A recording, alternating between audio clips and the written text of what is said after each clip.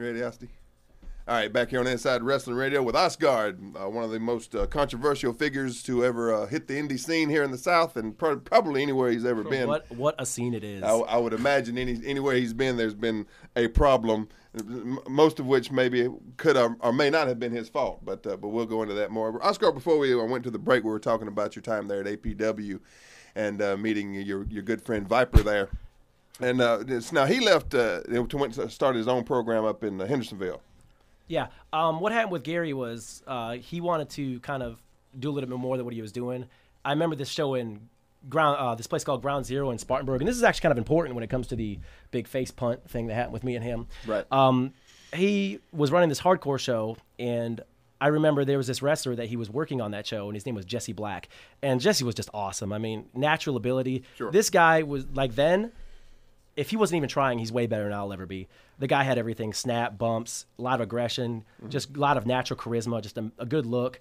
You know, he was just awesome. And him and Gary had this big cluster hardcore match. And I'm not a big fan of hardcore wrestling myself. Yeah. I think hardcore wrestling would be like Tiger Mask and Dynamite Kid, Jerry Lynn, Rob Van Dam, Masato Tanaka, Mike Awesome, Kenta, stuff like that's hardcore wrestling to me. Sure. Some big fat slob hitting a bunch of people with cookie cutters and a bunch of gimmicks and stuff like that, repetitively without selling anything. That's just somebody that can't work. Right. You know, that's just somebody that can't work. You're exactly so right. I'm not into hardcore wrestling. I don't understand why people like it. I think it's just for people that can't work. Like, oh, I'll just do this and get over because I can't get over garbage working. wrestling. Absolutely. Garbage wrestling. Yeah. So they were doing one of those, and Jesse was just giving Gary, or letting Gary just take from him, and Gary threw him through light bulbs and used a trash can and barbed wire, just mutilating this guy. Yeah. And then when it came time for Jesse's time to get some shine, Gary just wouldn't let him get anything. He was like, "Oh God, I don't want any of that," because he didn't want to go. He wanted to do the hardcore stuff, but he didn't want to actually put his body through that. And I remember that was really kind of weird because me, Boomer, Jay, Shane, all those guys were watching this from the ring like, man, what is this dude doing? What a jerk.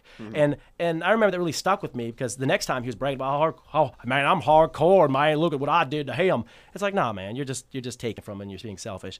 Sure. So I remember he started a promotion up in Hendersonville called HVW, High Velocity Wrestling. Yeah. And we used to go up there. I remember it took me 2 hours to get to Jay's. So it took me 3 hours to get there. He wasn't going to pay us or anything. Right. But it was real fun at first. And we could all kind of just be ourselves and have a good time. Sure. And everybody had a good time up there. And I remember I went to Iraq because I was in the military at the time. And when I came back, it was like completely different. Like all promoters, they turn it into this big self-aggrandizing ego boost. And it's all about them. And, and it just wasn't something I'm jiving with. But I mean, I was always cool with Gary, you know, until there was a show coming up. He wanted me to work. He didn't know who he'd have me work. And then Boomer called me and he was like, hey, do you want to work Eric Anton or Morbid or Timmy Rummel, Morbid Hammock Bragg or whatever people call him? And I was like, cool, because when you're not making very much money, the only thing you're going to get out of wrestling is when you challenge yourself physically to see just how good you are. And then you always should record your matches. And then when you come back, you'll be like, okay, you can see what you have to fix. Right. So I was going to get that from Gary. So I opted to go wrestle Morbid, and he just blew a gasket. Man, you don't care about H3W, man. I'll see how this goes, man. Turn your back on us, stuff like that, man. I'm about ready to put you over, man. Yeah. And after that, he didn't like me, didn't like ER, didn't like Boomer, he didn't like any of us. And he just kind of went on this little rampage on us. Yeah. And the thing, I actually work for Viper, too, and we've talked about that here on the show before. But and you're right. He felt like you had to be absolutely 100% loyal to HVW, but at the same time, he wasn't giving you any reason to be loyal to HVW. Yeah, totally. You know Come what I mean? over and put me over. I remember this one phone call he called me. He's like, man, I'm going to put you in this match called the 4 Stages of Hell, man. We're first going to do barbed wire, then we're going to do tables and straps and chat. What you think about that, man? I was like, you know, I don't really know. He's like, what you getting at, man? I'm like, I don't really think I want to do it. What you trying to say, man? I'm like, I don't really want to do it. He's like, so come out with it, man. Tell me the truth, man. What do you want, man? I'm like, dude, I'm just telling you, I don't want to do it. Yeah. You know, and the guy just doesn't have a big theology for wrestling like most people do. He's kind of just a fan. Yeah. I think you're right. We're going to talk more about Viper in a few minutes, but before we do, there were some incidents that happened in between there with some people who worked with Viper, who I guess was loyal to him at the time. And there was one individual in particular that I think you had some problem with that went by the name of Law. And did you ever figure out what his gimmick exactly was? Because I never could figure it out. Apparently he's from the Looney Bin. Yeah. Honestly, Lyle Case, I like the guy. I think he's a nice guy. But there's a message board. It's called the Rikki Regal message board. I've heard of it. And what happened was Gary would have so much heat with everybody that he would do something in his locker room, and like about 90% of his locker room would put it online, or else they would tell us about it, like me, Eddie, and guys like that, and we didn't care. Yeah. We're like, that's messed up, because if we have no loyalty to these promoters if they're not paying us. Yeah, absolutely. So, unless I agree if with they're paying you us very little, we have no loyalty to them at all. I agree. So if they're doing something to mess with another worker, we all workers got to stick together. Yeah. And I remember once somebody sent me a picture of Gary, Mr. Terrific, who's total mark, and some lady, I don't even know who it was. And so I just they're like, post this up. So I did. And like, oh my God, I can't believe he did that, bro. And I don't even know who that lady was, but apparently there was some kind of controversy there. But I remember there was a show coming up that Brett Wolverton wanted to run for all the guys that first started there. Brett Wolverton, for people who don't know, was an announcer who worked for several of the promotions. Oh, he's still an announcer. He's a great announcer. Right, yeah. But he wanted to do one of all the original guys that were there at first, because he was one of the original guys at HVW. The original HVW Yeah, so crew. they wanted me to work Gary. Like, hey, you want to work Gary? I'm like, yeah, dude, I'll do it. I don't care. It works at work, Sure. And then Gary did one of his car crash hardcore shows on the Friday before that, and he busted up his arm or something like that, and there was no match. Right. So Brett called me. He's like, hey, I don't got a match for you. You could come up if you want to. Right. But if you want to go somewhere else, I understand.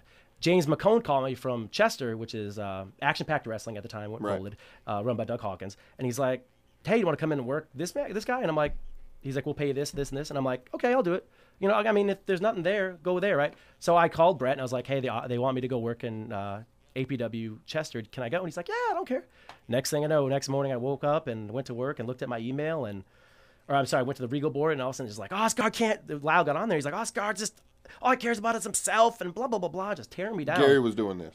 No. Lyle was. Okay. Tell me how much. We built this huge angle around Ostgard and just totally blew us off and just ruined the show. And he's just selfish and unreliable. And I was like, this is ridiculous. First of all, I don't owe anything to you guys. Sure. You guys don't own me. Right. And Lyle's you're not the boss of me. And Lyle's just a worker. And I just kind of thought that was kind of weird. And when people get on that board and look for guys to work with, if you say someone's unreliable, that's just pretty much like pushing them, we're not going to use him, So I was like, I kind of got upset. So I said something back to Lyle. Yeah. That, was probably I shouldn't have. I was like, you know what, dude?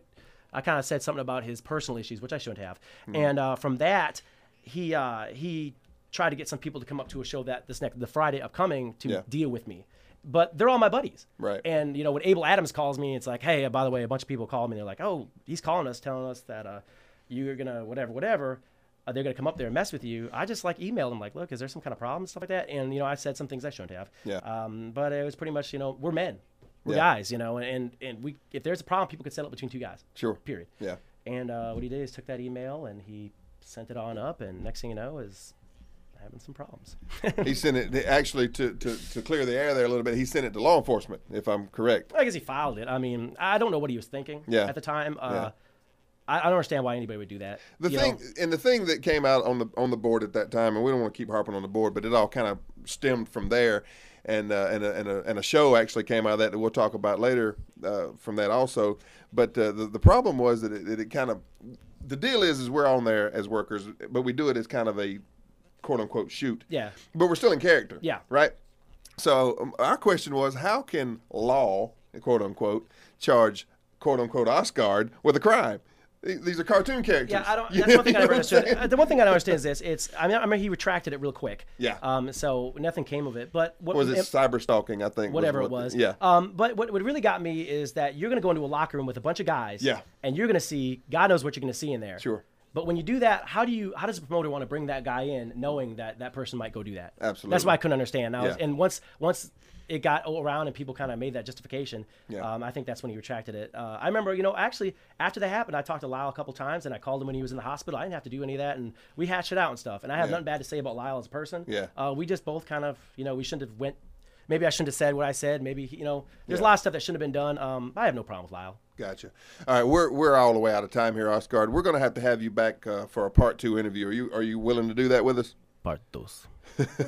With Ostgard. We're gonna have to bring Ostgard back next week. Really quick, Ostgard, in about 10 seconds. Can you give us a website presence you got out there really quick? What's this place called?